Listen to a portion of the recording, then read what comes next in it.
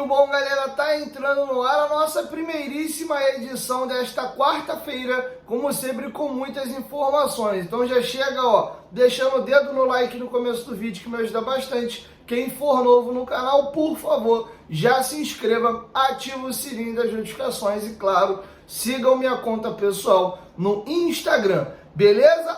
Essa quarta-feira tá recheadíssima. Nós temos rodada de Champions League aí, quartas de finais. Temos, por exemplo, nada mais, nada menos do que Barcelona e Paris Saint-Germain. Temos jogos hoje também de Libertadores e Sul-Americana. Então você aí que é bom de palpite, corre lá na PagBet. Na PagBet, com apenas R$1, você tá apto a apostar. É a mais democrática do país. Na PagBet também você tem atendimento 24 horas por dia humanizado, cadastro simples e desburocratizado. E o nosso bordão lá é acertou, tá pago, via a agilidade das nossas transferências, que são feitas através de Pix. E além das apostas tradicionais, você tem o famoso jogo do Aviator, que é o jogo do aviãozinho, uma modalidade de apostas diferente para você se divertir, beleza? PagBet, parceira do canal Futebolaço. O link tá aqui no primeiro comentário fixado do vídeo. Clique lá, cadastre-se e comece a apostar. Beleza? Dito isso, vamos agora para as informações. Primeiro, vamos dar umas atualizações aí na situação das negociações do Vasco. Como vocês puderam assistir, quem não assistiu, recomendo. Fiz uma entrevista exclusiva com o Maicon ontem no CT Moacir Barbosa e ele me confirmou que não sai do Vasco da Gama, teve sim a procura e a proposta do Vitória, mas vai ficar no Vasco. Inclusive pensa até em prorrogar o seu contrato. O Maicon, que no começo do ano renovou o contrato até dezembro, falou até na possibilidade de estender esse contrato. Inclusive, quem quiser ver essa fala do Maicon, para não me estender muito aqui, assista a nossa exclusiva, que foi o vídeo anterior. Beleza? Sobre o Rossi de fato tinha negociações com o Santos, porém a repercussão da negociação caiu muito mal na torcida do Santos e o Santos desistiu da negociação. E não é pela qualidade técnica do jogador, mas pelo aquele jogo ainda ano passado entre Vasco da Gama e Santos. Na Vila Belmiro, o Vasco tomou uma goleada do Santos de virada. O Soteldo, inclusive, pisa na bola, tem toda aquela confusão, o Medel é expulso. E depois, em São Januário, os jogadores do Vasco provocam o Santos após o Santos ser rebaixado e o Vasco ficar na primeira divisão. E tem uma foto do Rossi pisando em cima da bola e fazendo o símbolo da Força Jovem. E o torcedor do Santos ficou muito irritado. E quando soube da possibilidade do Rossi vestir a camisa do Alvinegro Praiano, a repercussão foi muito ruim, o Santos desistiu. Eu vou até emitir uma opinião aqui, cara, se diretoria for levar em consideração esse tipo de coisa, eu acho que é muito amadorismo da parte de quem gera. Você tem que ter, sim, convicção se o jogador tem qualidade técnica ou não para engrossar o teu elenco. Até porque o cara mete 2 gols aí, comemora efusivamente com a torcida, isso passa. Até porque, vamos lembrar que quem começou a provocação foi o Soteldo. Da parte do Vasco, houve apenas um revide. Ele começou, e aí depois, quando o Santos é rebaixado, o Vasco fica na primeira divisão, tem um revide. E aí a situação é a seguinte: o Goiás, que era um dos interessados e corria por fora, agora entrou mais firme na negociação. Então existe sim a possibilidade do Rossi ainda deixar o Vasco, dessa vez não para o Santos, mas sim para o Goiás. Lembrando que o Rossi teve uma passagem excelente atuando pelo Goiás, e a torcida goiana, esmeraldina, tem um carinho muito grande pelo atleta. Vamos aguardar. Ontem, de maneira oficial, o Fortaleza anunciou a contratação do volante Emanuel Martínez. Então esse jogador não vem para o Vasco, como eu já havia dado essa informação há 2 dias atrás aqui no canal, sendo que ontem, de maneira oficial, o Fortaleza confirmou.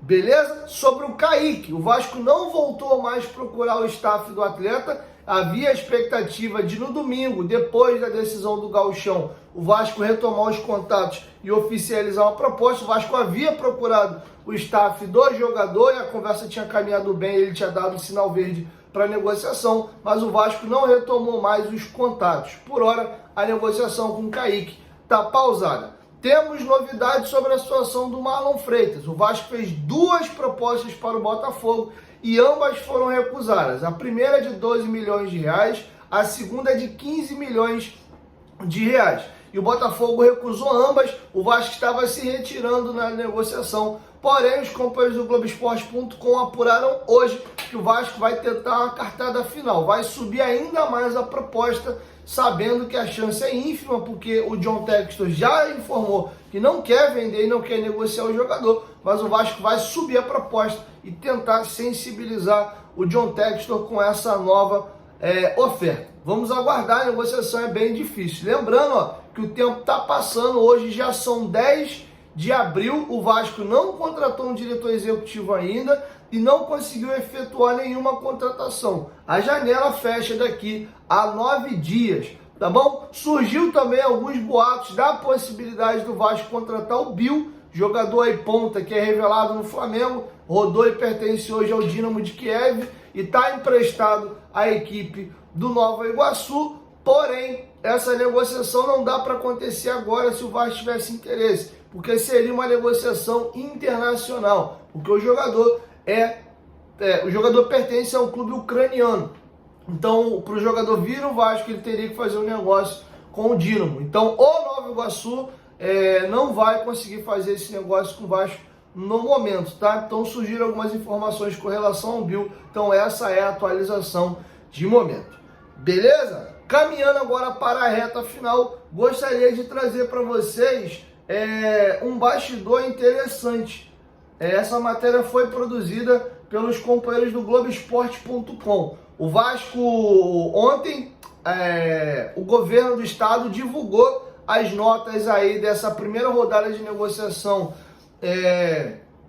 para a disputa da licitação do Maracanã, e a dupla Fla-Flu teve uma nota bem mais alta do que o Vasco, e a Arena 360 foi desclassificada da licitação. Para a próxima fase agora vai a proposta financeira, lembrando que a proposta que tem mais peso é a técnica, ela tem 60% na nota, já a financeira 40%. Então o Flamengo e Fluminense ficaram muito próximos ontem de vencer a licitação do Maracanã, e vocês vão entender o porquê. O Vasco tentou dar um jeitinho de conseguir bater as metas da quantidade de jogos exigidas pela licitação, juntamente com Brusque e Santos, e arrolou o Botafogo na negociação. E o John Textor não deu autorização ao Vasco para poder colocar o Botafogo dentro dessas propostas de jogos da licitação. Eu vou trazer para vocês bastidores, a matéria do GE está bem curtinha, mas ela vai a fundo aqui, eu gostaria de trazer para vocês. Vamos lá.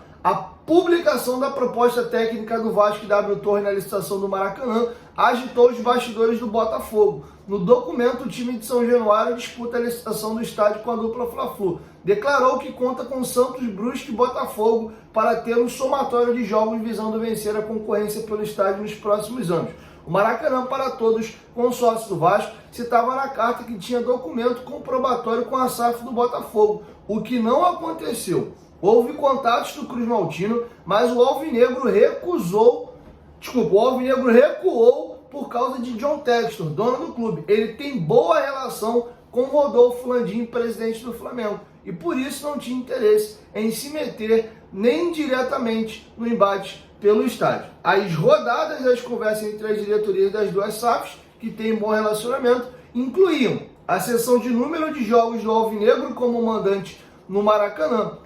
A proposta dos vascaínos ainda vislumbrava possível compartilhamento da operação do equipamento, tá bom? Ou seja, a proposta final do Vasco contava com a aceitação do Botafogo em ser mandante em jogos no Maracanã e atuar no estádio mesmo quando não fosse contra o rival de São Januário. Mas a proposta esbarrou em John Textor. O dono da SAF do Botafogo vetou o avanço nos moldes do negócio, que, no entanto, permaneceu no papel da proposta do Vasco e da W Torre, sem a documentação comprobatória anexa, como houve do Santos, possível 35 jogos, e do Brusque, 5 jogos.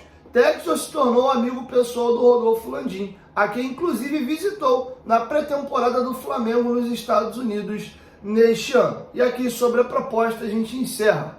Em disputa com a dupla Fla-Flu pela licitação do Maracanã, o Vasco contava ter participação do Botafogo no número de jogos da proposta técnica pela disputa na concorrência pública do estádio. O time de São Januário e a W Torre anexaram um acordo de realização de partidas com Santos e Brusque e havia conversas com o Botafogo. No entanto, as conversas não avançaram e o Vasco e a W Torre não conseguiram o documento da SAF alvinegra na proposta técnica enviada. Nos bastidores, a diretoria do Botafogo alegou surpresa com o documento no processo de licitação do Maracanã, pois hoje não há intenção de mandar jogos no Maracanã. Em São Januário, porém, a versão é diferente. Houve conversas sim, mas depois um recuo alvinegro. O Vasco disponibilizou 34 datas, além de 35 do Santos e 7 do Brusque. Os jogos elencados pelo consórcio vascaíno do Peixe e do time catarinense foram considerados inválidos no parecer